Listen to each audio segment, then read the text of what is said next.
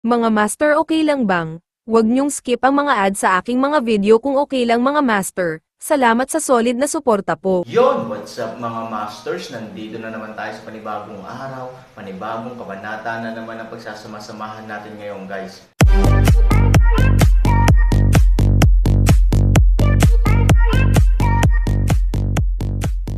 Bali mga masters, kung bago ka pa lang po sa aking YouTube channel, please click the subscribe button, lalong-lalo na po yung notification bell guys, para maging connected pa rin tayo sa isa't isa at maging updated kayo sa mga susunod ko pang video. Bali mga masters, bago natin umpisahan ng kwento ay mag-shoutout po muna tayo para sa mga solid nating tagapakinig. Shoutout kay Raimundo Dayundon. Shoutout kay Rapi Jan. Yun na nga mga masters, no? Bali hindi na ito patagalin. In 3, 2, 1, let's go! Labis na nanlumo ang scout at gustong magsalita, ngunit halatang tumigil siya.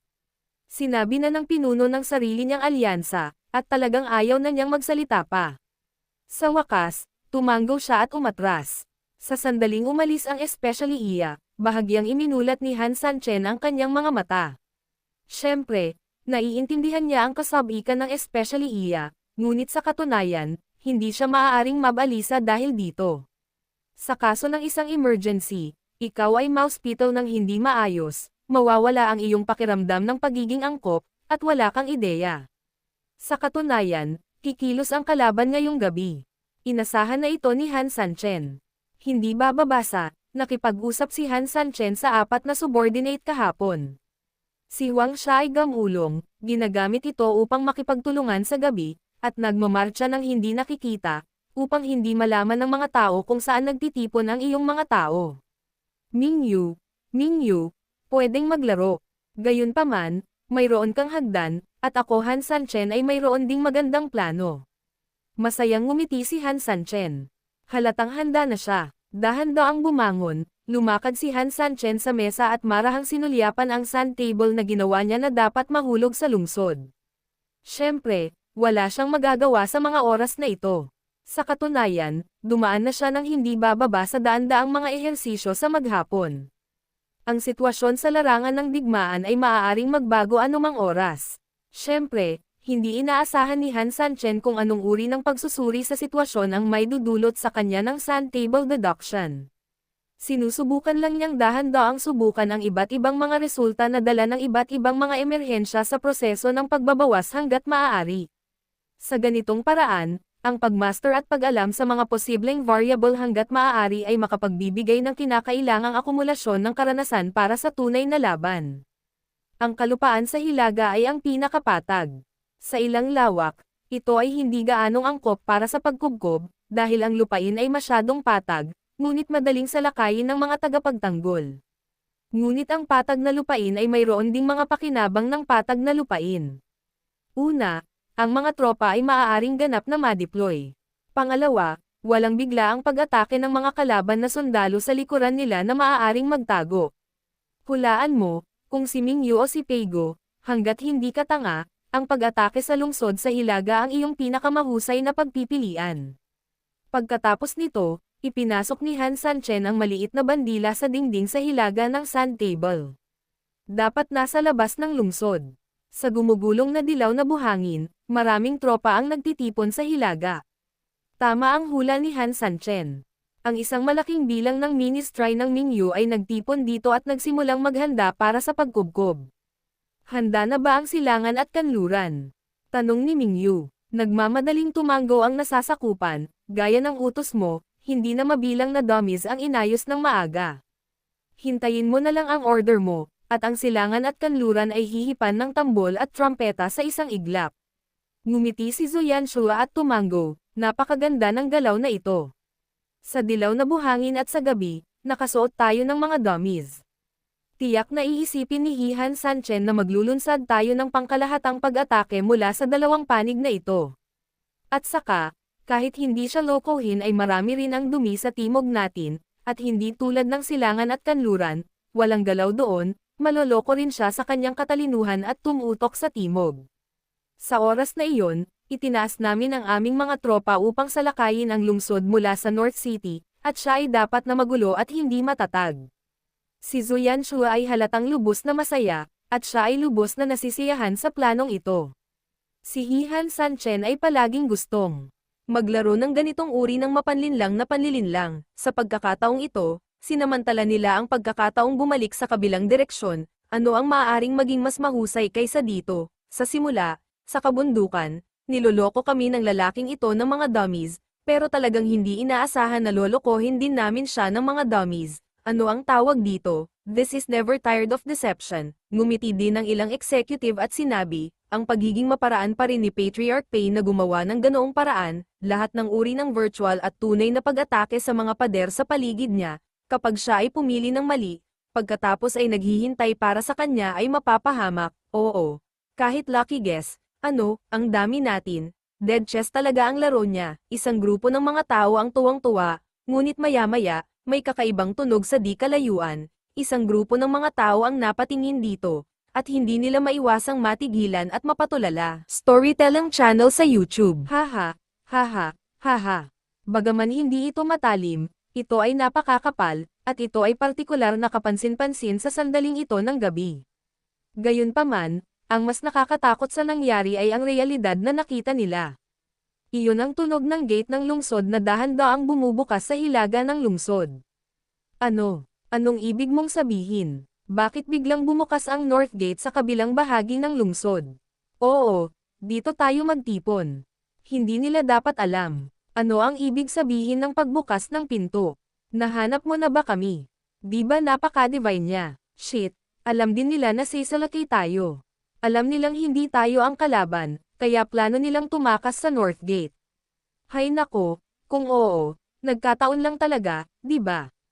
Sa pagsasalita tungkol sa posibilidad na ito, maraming tao ang walang kamalayan na kinuyam ang mga armas sa kanilang mga kamay. Damn it, kalimutan na lang natin ang luma at bagong puot. Gayunpaman, sa ganap na bukas na pintuan ng lungsod, isang pulutong ang naghintay ng buong 10 minuto, ngunit walang gumagalaw sa hilagang pintuan ng lungsod. Walang naisip na hukbo sa labas ng lungsod, at kahit na walang nakitang multo, kahit isa. Nakakamangha ang katahimikan sa paligid. What do you mean? Binuksan ko ang gate, pero walang lumabas. What the hell are they doing? Gusto mo na bang sumuko?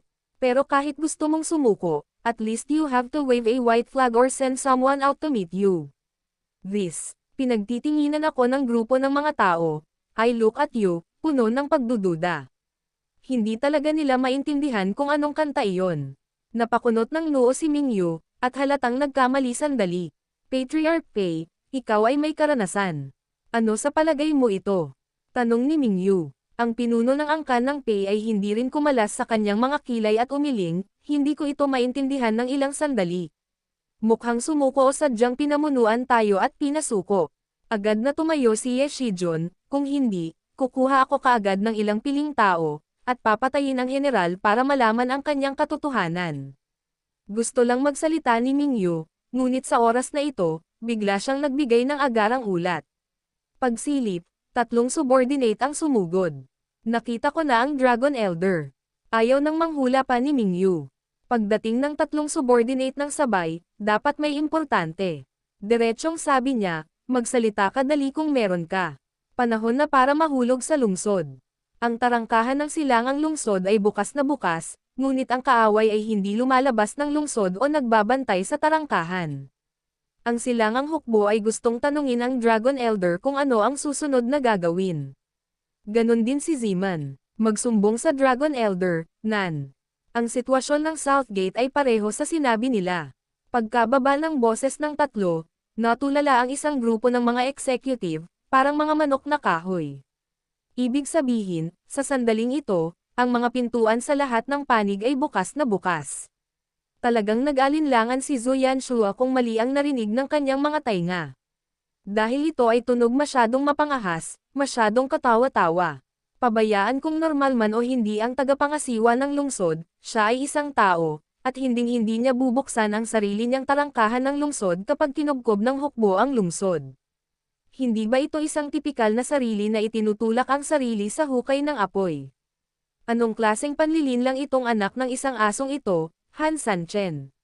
Sa tingin ko ay mabuti dahil binuksan niya ang lahat ng mga pintuan sa lahat ng panig. Ay enjoy natin ang mga benepisyong ibinibigay niya. Tara na sa syudad, sigaw ni Ye Shijun. Hindi. Galit na sumigaw si Peigo, pinigilan si Ye Shijun, at positibong nagsabi, ang paggamit nitong Han Sanchen ng mga tropa ay lubhang kakaiba at katanji tangi, at hindi siya tao sa unang tingin. Sa ganoong pangkalahatang sitwasyon, siya ay isang hanggal at alam kung gaano ito mapanganib, upang buksan ang pinto at palayain ang kaaway paano niya ito magagawa. Si Mingyu mismo ay gustong pigilan ito, at ngayon pagkatapos marinig ang mga salita ni Peigo, lubos siyang sumang-ayon, ang ibig sabihin ng patriarch na si Pei, natatakot ako na may panloloko dito. Walang pangakong tumango si Peigo, hindi dapat kalimutan ng Dragon Elder ang nakaraang 50,000 tropa sa Timog, na dinaya sa lungsod at hindi na muling lumabas. Nang marinig ito, hindi mapigilan ni Mingyu na sumimangot. Paano makakalimutan ni Mingyu ang ganoong bagay? 50,000 tropa yan. Parang nakikipag-away na aso sa meat buns. Gayunpaman, nang mabigla si Mingyu sa nakaraang pangyayari, biglang tumawa si Ye Shijun. Anong problema? Lahat. Natatakot ka ba kay Han Sanchen? Young Master Ye, paano ka magiging bastos sa Dragon Elder at Patriarch na si Pei? Si Zhu Yanshua ay agad na hindi nasisiyahan. May iba pang gustong sabihin si Zhu Yanshua, ngunit sa oras na ito, pinigilan siya ni Mingyu. Sa pagtingin kay Zhu Yanshua, ang intuition ni Mingyu ay nagsabi sa kanya na maaaring may nahanap siya. Veterano rin si Peigo. Nang makita ang hitsura ng kanyang Ye Shijun, alam din niyang hindi siya kumikilos para sa isang sandali ng katwiran, kaya tumingin din siya sa kanya. Ang mga paninda ni Ye Shijun ay nakakuha ng atensyon ng dalawang malalaking lalaki, at ang kanyang mga balakang ay biglang yumuko ng mas mataas kaysa sa langit. Hoy, ano ang pinagsasabi ko? Mas mabuting hindi ko na lang sabihin, baka may mga mang-uuyam na magsabi na ako ay bastos na naman sa iyo. Galit si Zhu Yanshua. Malinaw, ito ay totoo, ngunit ngayon ito ay naging kasalanan niya. Huwag ibaling ang iyong ulo sa isang tabi. Si Zhu Yanshua ay labis na nanlulumo. Alam din ni Mingyu na talagang nagkamali si Zhu Yanshua, ngunit alam din niya na, tulad ng sinabi niya kanina, kung minsan ay kaharap ang isang kalaban tulad ni Han Sanchen, kailangan talaga ng mga espesyal na tao at pamamaraan. Ang lahat ay nasa iisang bangka, nagbabahagi ng kasaganaan at kapahamakan, Young Master Ye. Sa kasalukuyan, ang sitwasyon ay apurahan, kaya huwag kang mahiya. Marahan ang pagbuhos ng ulan. Ang vanity ni Ye Shijun ay lubos na nasiyahan, at tumango, bueno, dahil nagsalita ang Dragon Elder, ito ay para sa kapakanan ng pangkalahatang sitwasyon. Sa kasong ito, wala akong katulad na pananaw sa ilang mga tao. Naisip ninyo na sa anumang kaso, dapat nating agad na samantalahin ang gayong mga pagkakataon upang salakayin ang lungsod. Pagkatapos nito, nginisya niya si Zhu Yanshua at nakangiting sinabi, alam kong tiyak na hindi sasang-ayon ang ilang tao. Ngunit huwag kalimutan na maaaring walang mga tao na nakaharap sa atin sa lungsod na ito. Baka hindi man lang nila mabuksan ang gate. Hinamak ni Zhu Yanshua na umungol, kahit na meron, isang gilid lang ng pinto. Bukas ang 4 na pinto ng lungsod. Oras na para mahulog sa lungsod. Lahat ba ng ating mga tao? Kung gayon, bakit tayo napakaraming tao dito para salakayin ang lungsod? Umuwi ka na at matulog, hindi ba? Madalas na tina-target ni Zhu Yanshua si Ye Shijun, na orihinal na hindi masaya. Ngayon, napakahalaga na ang operasyon ni Ye Shijun ay kasing bangis ng tigre. Sa isang sulyap, alam niyang ito ay 250. Para sa kanyang walang utak na teorya, bilang isang matalinong tao, si Zhu Yanshua ay puno ng paghamak. May nakarinig sa pangungutya ni Zhu Yanshua at gustong tumawa, ngunit hindi siya naglakas loob na tumawa, ngunit walang duda, para magalit ng husto si Shijun. Alam mo shit, galit na sumigaw si Ye Shijun, Zhu Yanshua, huwag mong isipin na magaling kapag katapos magbasa ng ilang sirang libro. Sinasabi ko sa iyo, zumen ang baho ng alak at karne. You, typically speaking, are invincible.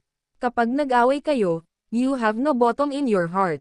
Natakot ka kay Han Sanchen at ni hindi mo kilala ang mga magulang mo. Ye Gangzi, napag-alitan si Zhu Yanshua kaya agad siyang nagalit. Bakit, Zhu Yanshua, mali ba ako? Tanong ko sa iyo, kahit may tambangan, ilan kaya ang tao sa bawat panig ng pananambang? Sa karaniwan, 10,000 lang ang tao sa bawat lungsod. Kahit na ang lahat ng silangan, timog at kanlurang panig ay nabura, paano naman ang hilagang bahagi? Mga 200,000 ang tao dito sa panahong ito. Gaano man kagutom siya, natatakot ako na hindi niya kayang lunukan ang napakaraming tao. Hanggat masira ng ating hukbo ang alinman sa mga pintuan nito, tatanungin kita, ano pa ang gusto mong paglaruan sa amin? Sa sandaling nahulog ang mga salita, isang pulutong ng mga pipong salita, kabilang si Zuyanshua. Oo, nang makita nilang kakaiba ang pagbukas ng gate ng lungsod, lahat sila ay nanghuhula at nag-aalala pa nga sa kung anong mga trick na nilalaro muli ni Han Sanchen, at sa makatuwid ay nanghula sila dito at hindi nang ahas na gumawa ng kahit isang sentimo. Sa katunayan, ang mga walang ingat na tao ay may paraan ng pagtingin sa mga problema. Ito ay tulad ng ilang mga problema ng mga bata. Minsan ginagawang masyadong komplikado ng mga matatanda ang mga problema upang itapon ang kanilang mga sarili sa mahihirap na problema. Ngunit nangyayari na ang mga batang may simpleng pag-iisip ay maaaring pasimplehin at kumpletuhin ang problema mula sa kanilang simpleng pananaw, at lahat ay malulutas ng madali. Ang sinabi ni Gongzi ay napakamakatwiran. Tumanggo si Peigo, kailangan lang nating sirain ang isang pinto para salakayin ang lungsod. Kaya naman, kung may tutuon natin ang ating mga tropa para sakupin ang isang kalamangan, tayo ang mananalo sa laro. Si Han Sanchen ay napakahiwaga kaya nililito ka lang niya at ang iba pa. Panipi, bahagyang tumanggo din si Mingyu. Ang pagsusuri ni Ye Shijun ay makatwiran, at ang mahalaga ay ang mapanganib ngunit lubhang marahas na pamamaraang ito ay talagang estilo ng paggawa ni Han Sanchen. Bukod dito, ito rin ang pinakaangkop na paraan upang sama-samang atakehin ito sa kasalukuyan. Inutusan ang mga tropa na hamihip kaagad ng mga tambol at martilyo, at sa aking utos, ilunsad ang pinakahuling digmaan laban sa bumagsak na lungsod sa lahat ng panig ng sabay-sabay. Oo. Sa sandaling bumagsak ang boses, sumabog ang mga tambol sa alikabok sa north. Yun na nga mga masters, no? Bali panibagong kabanata na naman yung natapos natin ngayong gabi. Muli, maraming salamat po talaga sa walang sawang suporta po sa aking YouTube channel na talagang inaabangan nyo po ang bawat upload ko po. Bali mga masters, magkita-kita ulit po tayo bukas ng gabi at ngayon po ay magpapaalam po muna tayo. Bali mga masters, bye-bye!